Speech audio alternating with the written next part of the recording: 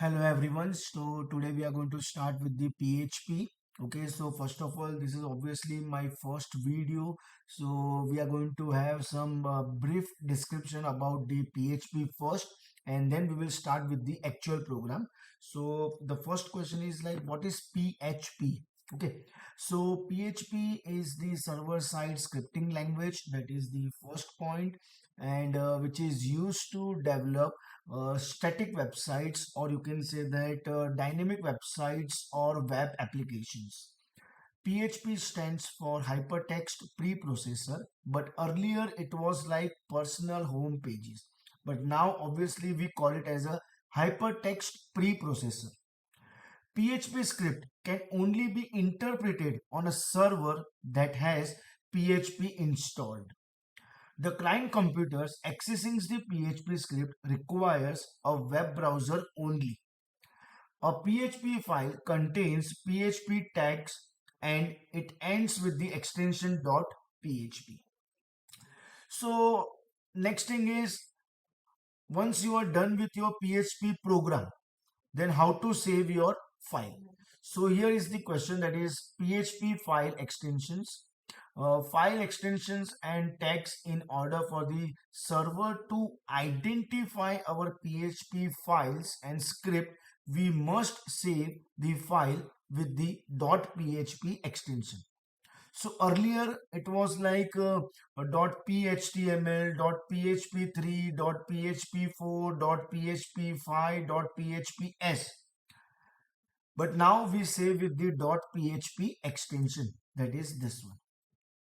PHP was designed to work with HTML, and as such it can be embedded into HTML code. So here you all can see that HTML, then your PHP code and close of HTML.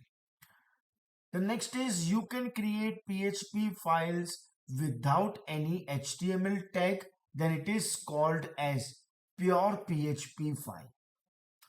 The server interprets the PHP code and outputs the result as HTML code to the web browsers. In order for the server to identify the PHP code from the HTML code, we must always enclose the PHP code in PHP tags.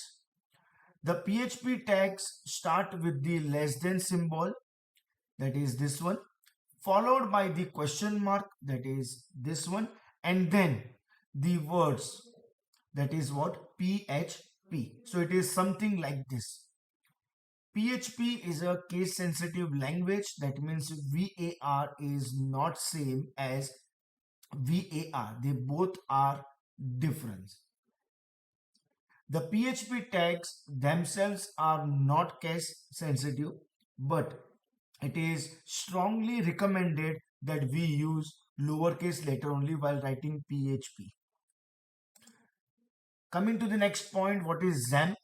So it is the open source cross-platform web server that consists of web server, MySQL database engine, and PHP and Perl programming packages.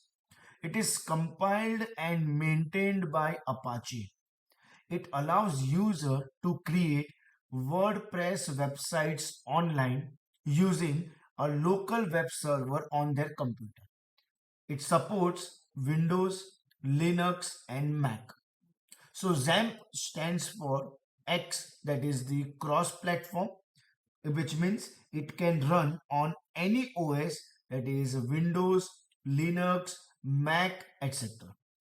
A stands for Apache. This is nothing but the web server software. M indicates MySQL, that is database. P, that is obviously PHP, and again one more P, which is Perl, which is scripting language. So this is all about the overview of PHP, file extensions and XAMPP. In my next video, we will first check out all the things related to XAMPP, okay, that control panel and everything, all the options, PHP, myadmin, etc. And then we will start with the programs based on what, PHP. Thank you everyone.